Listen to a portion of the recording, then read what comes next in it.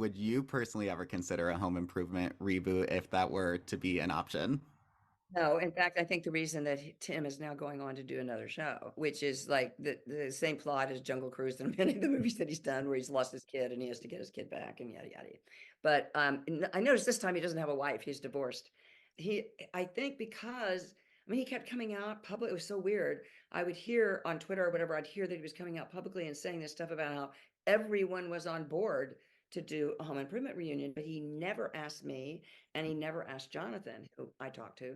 So I called Jonathan one day. I said, "Has he asked you about this?" And he went, "No." And why is he going around telling everybody that we're all on board when he hasn't talked to you or me? I think that's weird. And Hmm. Mm. then there started being a rumor going around that somebody's been had a script that was a Jill script. It was like Jill's dream or something like that.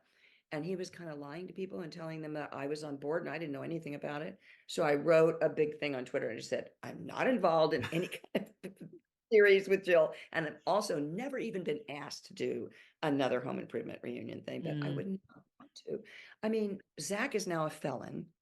We Taryn hasn't acted since he left the show. He's not an actor anymore. And Jonathan's not really interested in acting. He wants to direct and write. Hmm. And we don't have Wilson.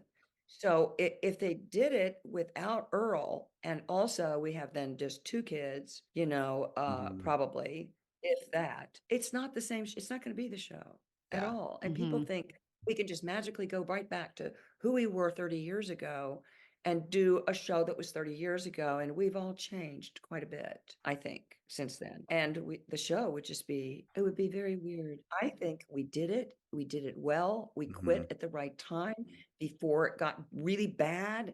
And it should just stay like it is and not Yeah. be, some half-ass Hmm. version.